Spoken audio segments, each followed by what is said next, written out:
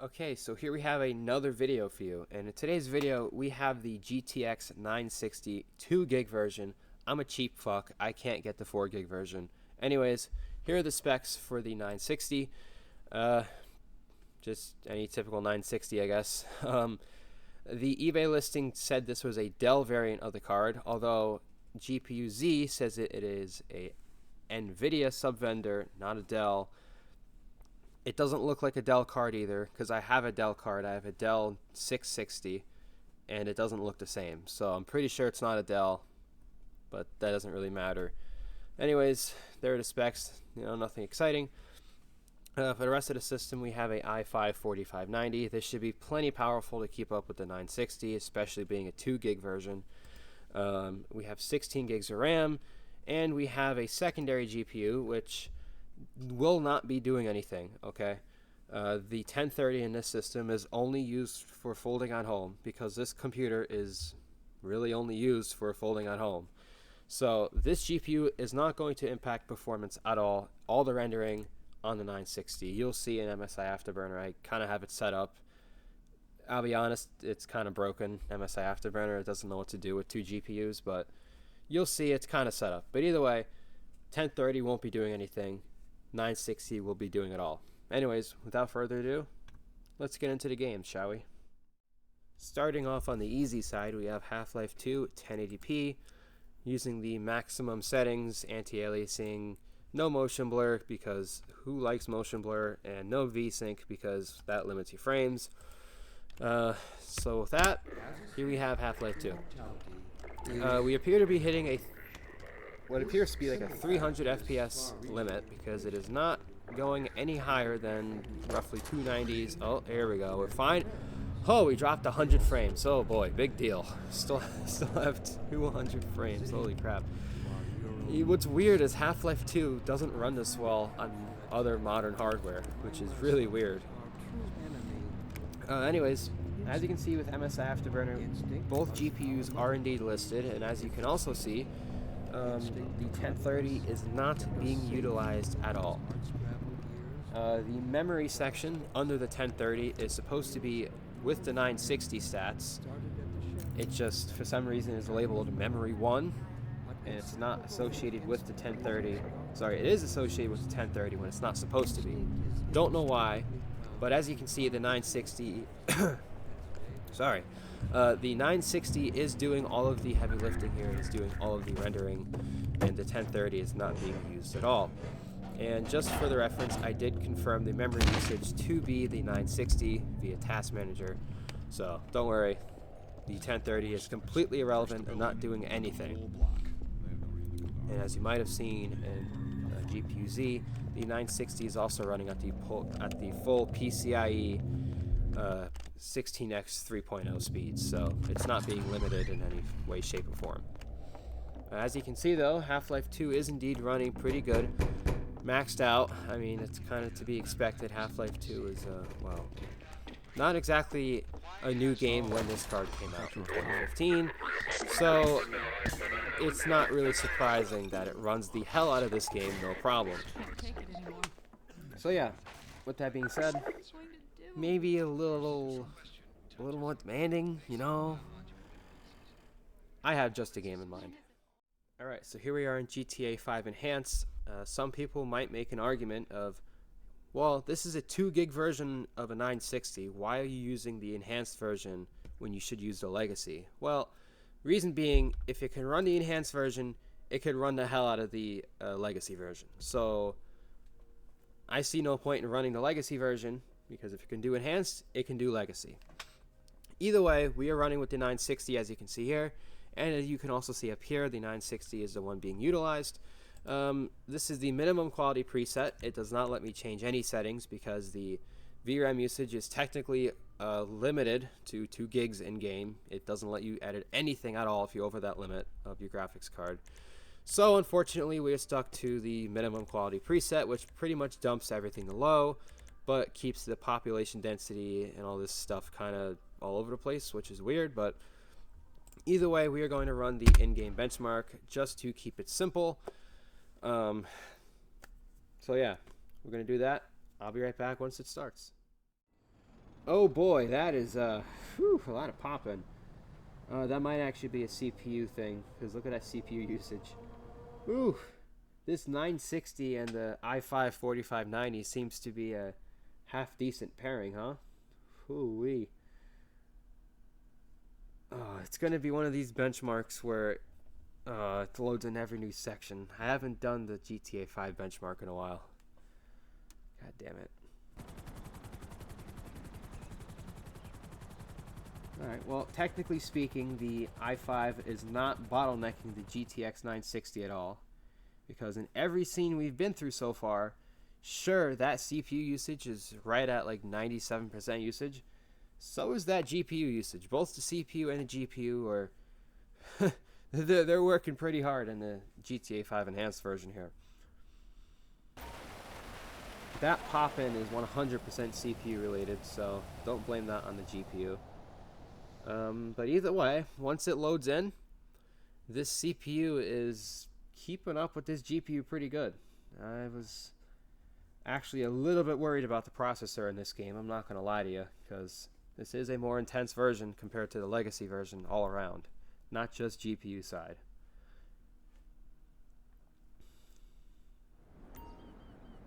Okay. Again, we're in the 80s and 90s. Like, this is honestly pretty impressive. And realistically speaking, if you were on the 4 gig version of this card playing the enhanced version, you could probably get away with higher frame rates and higher settings, because the 4 gig card, you get a hell of a lot more VRAM, and any performance loss because of the lack of VRAM we might be seeing here, you won't have on a 4 gig card. So sure, this performance is good, but you have the potential to have better on a 4 gig card performance-wise if you keep these same settings. And maybe pair it with a better processor so you don't get a lot of pop-in like that, but it loads in pretty quick, so it's not a huge deal. Okay, 70, mid-60s. We were dropping a little bit into the 60s before, so if you did crank the settings a little higher, I can see that potentially having an issue, dropping into the 50s, but it's still a perfectly playable frame rate. Flying through the air here, we are getting 90s, 100s. It's not even stuttering really. It's pretty smooth too, which is honestly better than I'm expecting, considering the lack of VRAM this card has and only 2 gigs on the enhanced version of the game. But it is not affecting the GPU usage at all. It has not really dropped from 98, 99%. So, well, just dropped it a tiny bit. Okay, it's dropping a little bit. So we definitely do have a slight CPU bottleneck, which again, like I said earlier, I kind of was not expecting, but kind of was at the same time. But actually, yeah, no, I should have seen that coming with the higher frames and aging quad core. But again, the GPU usage isn't really dropping that much, honestly. I mean, 85, that's still pretty high. I mean, obviously that does... Ooh, 70s. That's... this turned from a GTX 960 benchmark into a fucking i5 4590 benchmark. Holy crap. Well, I didn't see a bottleneck this hard on the CPU side. I didn't see this coming. Ooh, I kind of expected a little bit of a bottleneck, but like... It's bigger than I thought it was going to be. Dropping into the 50s because of that? Wow, okay. Well, I guess this test is kind of not valid in that case, because the CPU bottleneck, I wasn't expecting that much of a bottleneck, but, well, you get the point. The graphics card itself can handle 60 plus FPS all the time on this game with these settings, so it still kind of says something. It wasn't a complete waste of time, but either way, with that being said, I guess we shall move on to the next game.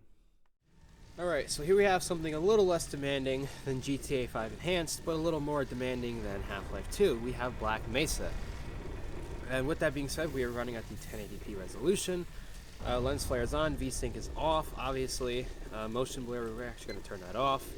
Everything else is the high quality preset, so that sets pretty much everything to high, with the exception of what looks like one setting here. And that's literally about it. So everything else is on high. In the main menu, it looks like we have enough VRAM, which would be cool, but I don't know if that's true. So we're gonna start. We're gonna start in this area. As you again just saw before, the GTX 960 is doing the work, not the 1030. Morning, Mr. Now, all right, here we are. Whoa, wow. Looks like you're running late. Oh, okay, that's a lot better than than I was expecting. Honestly, I was not expecting 200 frames a second, just about. As you can see, the CPU is no longer the bottleneck, which is nice to see. We are just GPU. Actually, we might be hitting some other limit. It is entirely possible we are running out of VRAM. We are at 1.9 gigs, so that little bit of a drop in GPU usage could be VRAM related. It could also still be CPU related. Sure, the utilization is not particularly high. I mean, yeah, it's spiking into the 80s, but that's not maxing out. So it still could be a CPU bottleneck, though. The CPU does not have to be 100% to cause a bottleneck. It could be lower. Hey, Mr. Freeman. So yeah, I mean, either way, we're getting 100 plus frames all of the time, at least in this area. Just for shits and giggles, let's go ahead and see this autosave here. There's a decent amount of like effects and particles, you know, flying. Yeah. So this area is definitely a bit more intense. We are in the 80s now, down from the close to 200. That is a pretty significant frame drop, considering we are below 100 now. Dipping into the mid 80s, it's looking like. And the CPU utilization is actually surprisingly similar to how it was. Although difference is GPU usage is, well, maxed out. Can you open, please? I wanna go in here, please. Okay, I guess we're not going in there. See if we can get in here real quick, please. This area is more intensive. Yeah, please open that. No? Oh, thanks. Thanks, gang. Alright, we are dropping into the 70s. That is a... Ooh, 60s. Ooh, okay, I'm glad I picked this. 60s. Oh, wow, 63. Okay, oh, I'm dying. Okay, I mean, it is still a 60 plus FPS experience. Still, it did drop a bit more than I was expecting, but that doesn't mean it's bad by any means. It's still perfectly playable, 60 plus FPS. I mean, even below 60 is still playable in a game like this. Now, is it optimal? No, but it's still playable. But yeah, let's try another game. All right, so the next game on the list, we have Beam.NG Drive. As you can see, this is a, well, processor benchmark too. Holy crap.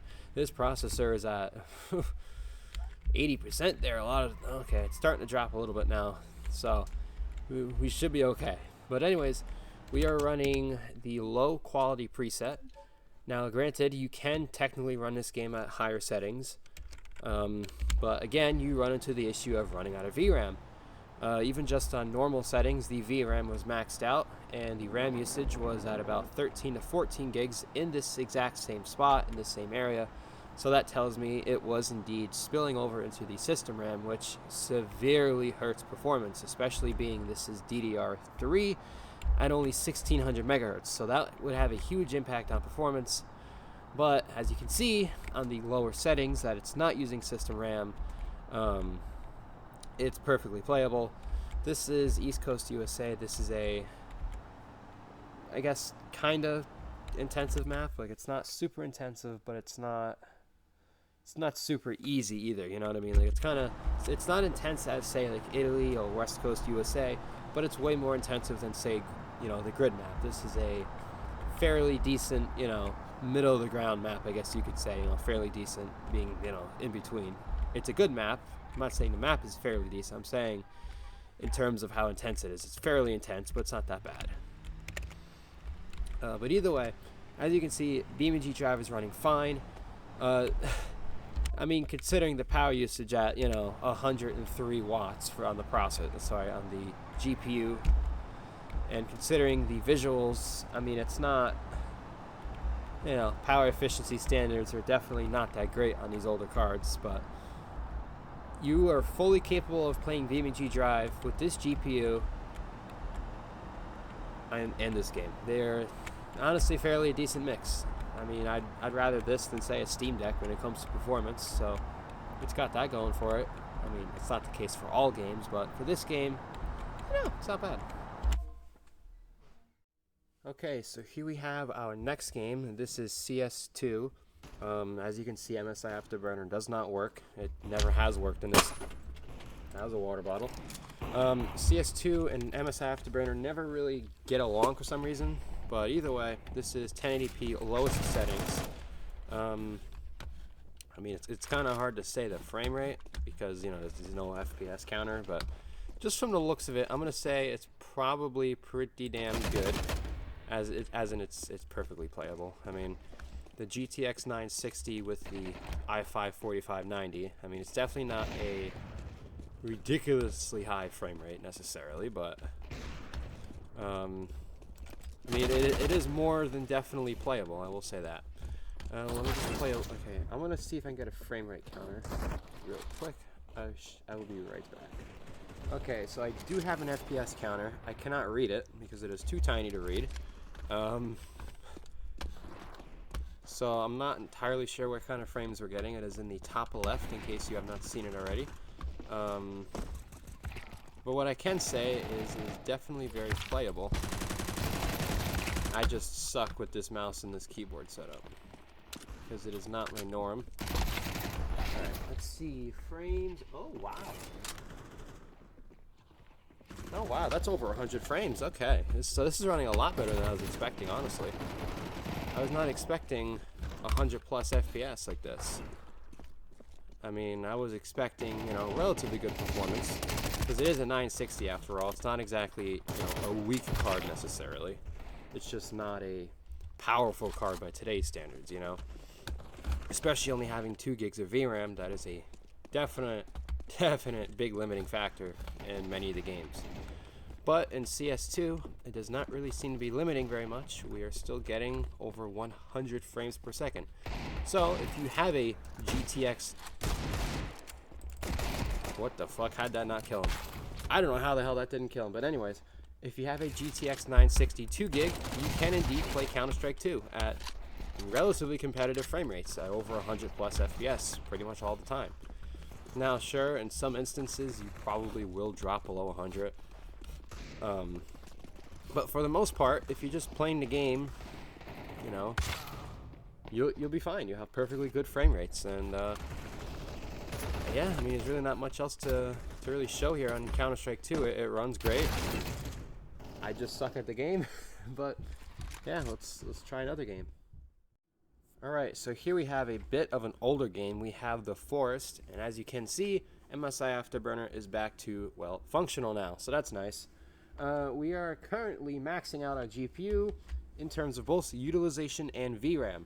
So, in terms of performance, it's, oh, this is high settings, by the way. I did not tell you that. This is high settings, 1080p. But so far, in terms of performance, it's not looking that bad for high settings. 2 gigs of VRAM. Oh, the VRAM's actually fully maxed out now. So technically speaking, if you had a 4 gig card, your frame rate might be better than mine. Now, not much better, but it definitely could be better, considering we are technically out of VRAM, and when you run out of VRAM, you tend to lose some performance sometimes. So, chances are you might see slightly better performance if you have a 4 gig version of the card. But even if you don't, if you just have a 2 gig version, The Forest is completely playable. Although I will say, this game has a really weird input lag. Like, this really weird input lag. Considering it's 60 frames, the game feels like it's about 30 in terms of input lag. It has a similar feeling to frame gen, honestly. Like, it has the same input lag as frame gen necessarily. Oh, okay, so the medium preset is applied, not high like it said in the launcher. Okay. So this is medium settings, actually. It lied to me in the launcher. It said high, but I guess it's not. It's actually medium. So here are the settings.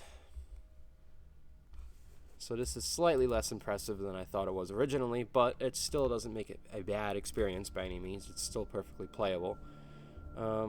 Yeah, I'm not seeing any sort of upscaling or frame gen settings, so I don't know why. I don't know why it feels like such shit, but whatever. I mean, it's technically still playable. It could just be my mouse. My mouse is a little bit low on battery, so sometimes it gets a little weird, but I mean, either way, this is a completely playable experience. We're right at 61 frames a second. It's actually going up a little bit now. But again, like I mentioned before, with these older graphics cards, is we're sucking back 100 plus watts for this amount of frame rate at medium to low settings. So yeah, like the 960 is not a bad graphics card necessarily, but when it comes to power efficiency and just anything modern, it's obviously going to lack. But if you still have a 960, you can still play some relatively popular games, some relatively fun games, you know. You're not going to be limited to all the older games. So that being said, I think it's time we do a conclusion. So, in my opinion, would I recommend using a GTX 960 in the big 25, almost 26? And the answer is no. Now, my answer is no because, well, this game, well, not this game, this card, it's old. It's a 900 series. They're going to be losing driver support very soon. And once they lose driver support, you're going to lose game optimization. You're going to lose any decent frame rates you might get in any modern games because you won't have the optimization for it. And this card only has 2 gigs of VRAM. The 2 gig version of this card, in my opinion, is kind of obsolete. Technically, sure, you can still play games on it, as you saw today. You can still use it as a graphics card to play games. But you're going to be very limited with only 2 gigs of VRAM. So, yeah, you can still play games on a GTX 960 2 gig, but if you have a 4 gig, you're in slightly better shape, but you still might want to consider upgrading soon. So with that being said, I hope you enjoyed this video. If you did, give it a like, subscribe, share it around, and yeah, I'll see you in the next one.